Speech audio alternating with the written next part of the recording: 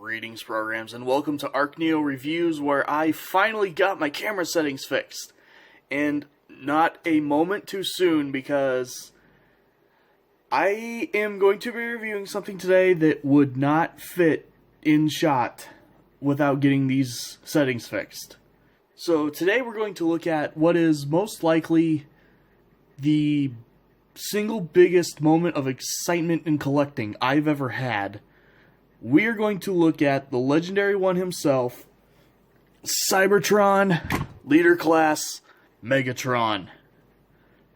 And, oh my gosh, is this thing beautiful. I love this thing.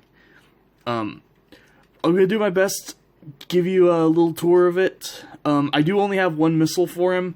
It's the only thing that's missing, and I don't care. I'll probably just take that missile out after this and put it away. But, my word, this thing is enormous, and it is so awesome. So, there's kind of your once around on it. Underside is fairly clean, actually. I'm kind of impressed with that. So, yep, there you go. That is the thing. Really quick, because it's the only thing really scalable with it. Here it is next to Armada Megatron. Or, not Armada. Energon Megatron. So, you can see, in his continued evolution, Megatron went from this to this, and now this. And this is something that I wish they would actually bring back. This is such a cool mode for Megatron. So, gonna get the Energon beast out of the way. Now, he does have a couple of gimmicks. Obviously, there is the missile, and he is also equipped with lights and sounds. So, when you fire the missile off, just get a simple little firing sound. Works without the missile, and little red LED flashes in there. As well as, he comes with a Cyberplanet key, which I already have to say, this is one of the cooler Cyberplanet keys I've seen. There's like the three basic ones, and then every once in a while there were, Planet X or whatever. I don't know the specific name for this one, but I love the way it looks. And so, that will go right here, and it will activate his turbo mode, I guess. I couldn't find a name for this, but go ahead, get these fins up out of the way, push this in.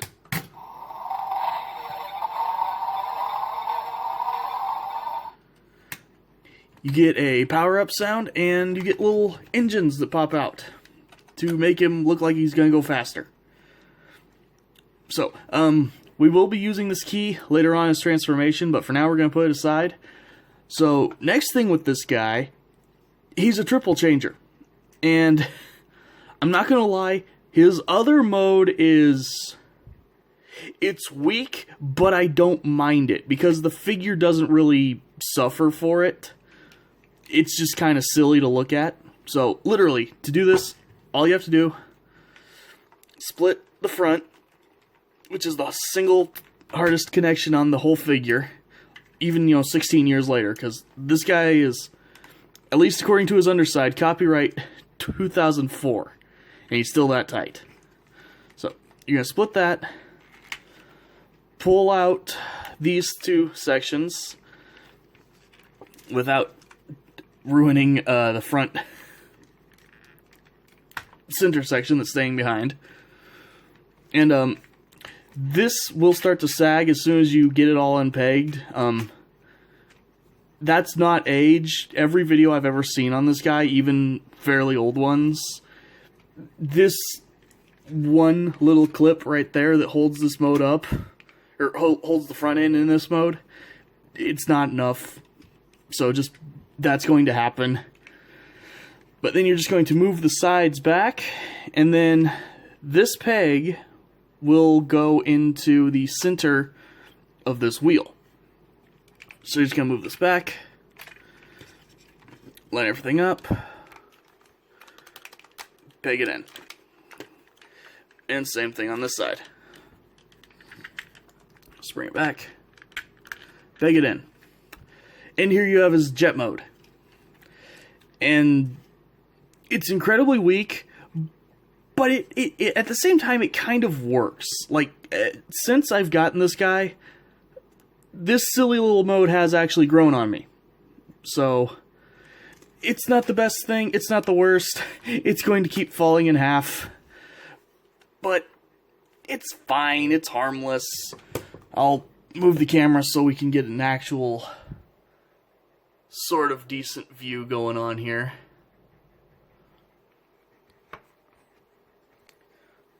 And now we'll cut to the chase here, and we'll actually transform this guy into robot mode. So, really quick, now that we've flipped these out, you're going to see that there are Cyberplanet keys on each side. So, on this side, we're going to pop in the key. This will come up and expose this. So you'll see that it's got a peg sticking out the bottom. Go ahead, just push it up, get it out, straighten it out, and this is his replacement for the fusion cannon. It did have a pretty cool name in the Japanese dub. I'll put that name up here really quick. I can't think of what it was right now. But yeah, it's just a little spinning, Gatling gun, machine gun type thing. And it actually has a little crank on it here that you can spin, and it will make the gun spin. So, there you go. Now, it is a little sticky. Part of that's because the little gear in the back right there that's actually being connected to, that's just a spring-loaded gear that's coming out and locking in with the teeth right behind the wheel. So, you have to cut it some slack. It tries, and it does a fairly good job at what it needs to do. So, that's what comes out of this side. Go ahead and close that back up. Which works better if you remember to take the key out. And then on the other side, pop that in. And this will just slightly raise up a little bit. You actually will then completely pull this out, and you get what will be his arm weapon. Which, I believe the Japanese dub just straight up called these Blades of Death. And from what I was able to put together on the wiki and stuff, this is basically part of Unicron. So that's why there's the uncharacteristic orange on this Megatron, is he's actually got Unicron in him. Not too different from the whole dark Energon corrupting Megatron thing we got in Transformers Prime. I could be wrong on that. Again, this is from reading a wiki page. We know how accurate those are. But anyway, to finish actually transforming this guy is not too difficult, thankfully. Gonna go ahead and unpeg these wheels from the sides right here. They come out pretty easily. I'm gonna go ahead and close these back up just to get them out of the way. And then you can flatten these little fins out. Flip them over, and you're going to rotate down his pelvis area, and you will have to kind of keep moving the legs as you work on that. And something to keep in mind and mention right now, he does actually have a waist swivel right here. But as soon as you actually finish transforming him, you lose that waist swivel other than just a little wiggle right here because of the battery compartment and everything coming down. So, a little bit of a bummer there, but for everything else this figure got right, I will look past that. So, go ahead, straighten out the foot like I just did there. Fold this piece up. Then this is going to be on a double hinge. There's a hole here. little peg here. It's going to come up, plug into the bottom. Eventually, it's a pretty tight connection there, as well as it doesn't like to stay. But while you're pushing it in, dogs bark. There is another peg on the back side of this that will go back into that center of the wheel, and that'll hold the foot in place. So whether this peg went in or not, you're good just from using the shin guard there. So same thing on this side. Fold that up, pop that in, and then put this into center peg, and then just straighten out the legs. And the front will flip down on you many times. So, 1 second while I readjust. That lovely moment when you realize your tripod is not tall enough, but we'll have to make do here a little bit. So, next thing you're going to want to do is rotate these around on each side. Then bring them down at this angle, like that. And then you can actually, there's a slider in here, so you can slide them over, get them in position a little bit better. And then these are just going to kind of sit off to his side, almost like a bit of a, it almost gives like the appearance of a cape, actually, which is kind of a nice touch. Let's face it, it's Megatron, he's arrogant, he would wear a cape or something. So, you're going to take these two little panels here, fold them forward, split this whole section. I'll let it rotate down so you can see. It mainly tabs together right there in the front. And there are two little pegs right there that are supposed to be going up into the bottom right there. They don't really have enough friction to hold anything, so they're not going to, at least on my copy, but whatever. So you're going to go ahead, take this little cockpit piece, and just push it up. And then there's these two tabs right here on the back of the shoulders. And then there's little holes right here on each side. So you're going to go ahead and bring these down. Oh, and as you bring it down, right before, you're going to want to take the head, just push it there. And that will rotate up and through. Then just go ahead and get the shoulders to peg in, which can really take some doing sometimes, but once they're in, they hold, which is nice. Close those panels up, and then take a moment to readjust the camera again. Okay, and after readjusting again, we're finally almost here. So, take the arm, straighten it out. There's kind of a double jointed elbow going on here. You're going to want to straighten it out there. This lower section is the intended elbow, more or less. You're going to open this piece up, slide down along right behind the fist, and then this will come up and around, and then there's a hole right there, peg there. You know how this works.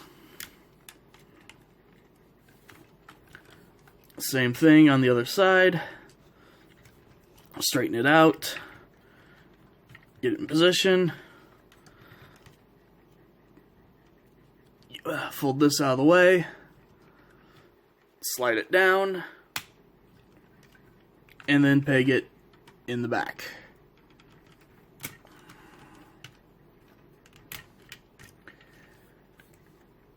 So, really quick, you can go ahead, take this one, and according to all the official photos and everything I've seen, you're going to go ahead and put it in this arm on the outside.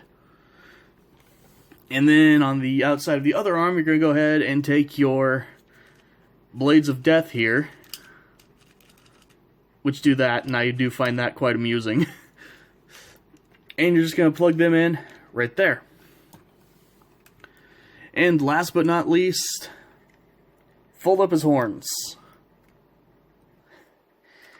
And there you have Cybertron Megatron. And this figure is just, it is insane. So, yeah, here you go. Here's your head-to-toe view as best I can do. I'll try to bring him in for some better details. As you can see, amazing light piping going on there. Just a pretty high amount of molded detail for his era as well. Just a lot of little bits of just some extra to show off. He does have a fairly clean profile, because yes, you've got these parts hanging back here, like, you know, messed up wings or a cape or something, but other than that, it's just the slab of battery stuff. So overall, you know, he doesn't have one of those like really bloated backpacks like some figures did, especially around this time. And while I don't have anything to show it with, on the underside of his arms, if you open these back up and you were to transform him back, he does actually have combination ports that would work with, I want to say, Tidal Wave and a couple other figures from previous lines, as well as like some kind of like Nemesis Lion Prime or something they made in this series. So if you've got any of those kind of bots, you know, anything that combined with your Armada Megatron, not the one I've looked at, but the real Armada Megatron that I'm still trying to get a hold of, you can actually connect them to this guy. I don't know the full details of how that would work, but it's possible, so I'm going to mention it. Oh, and I did just realize I forgot one thing. You can fold these little parts out on the shoulders. Give him his little feathers going on. So, for posability, this guy's head can rotate a little bit. He does, mostly the hinges right beside the head get in the way. He can also look up with the transformation joint. Arms can rotate full 360 if you make sure you keep, you know, the back stuff out of the way. He does have a ratchet up and down. Doesn't quite go all the way out because of these, unless you turn the arm that way to get the clearance. Double jointed elbow, as mentioned earlier, so he does have a full bend going on. He does also have a wrist swivel. He's got that little bit of waist swivel going on there, where you're like going right between where the ratchet would click. Ratcheted foot going forward. Can only go back like one click, because again, that stuff goes out all the way into the splits and then some. Really tight 90-degree ratchet at the knee. And then he actually has ankle tilt, as well as a very loud one click forward, one click back foot ratchet. So, yeah, this thing, like I've been saying, it is insane, and I absolutely adore it. Really quick, for best size comparison I can do here. Here he is alongside Energon Megatron. So, as you can see, he is actually a little bit taller. Though, clearly, because of wingspan, Energon ends up being quite a bit wider. Though, I guess if you want, you could splay these out and give him wings too, and in which case he's actually wider now as well. So that's a thing you can do if you want to. I don't think I'm gonna. Oh, and just because it does make for showing the backpack size really easily, yeah, there's a lot more backpack on Energon, thanks to the cockpit just folding over on his back there. And for anyone who's curious, the Energon one is slightly heavier. But yeah, overall, this thing is absolutely insane in all of the greatest ways. I cannot recommend picking this thing up for your collection enough. Clearly, you have to either really be wanting some, Armada, Cybertron, Unicron trilogy figures or something like that, or be like me and just be, I don't care what series this is, I just want something that looks cool. I'm sure a G1 person would despise this thing, because it is so counter G1. But for me, it is awesome. I might bother trying to get the other missile someday, who knows. He is just great. And also, before I forget, no, you don't really use the Cyberplanet key in this mode. You can, redeploy the jet thrusters, give him a rocket butt. But really, yeah, after you pop the weapons out of his sides, you're kind of done with it. But I will say, it does hold in really, really tightly. Right there, right before it actually clicks in. So, it is actually probably the easiest to store and least likely to be lost Cyberplanet key. So anyway, thank you guys for watching, and I'll see you next time.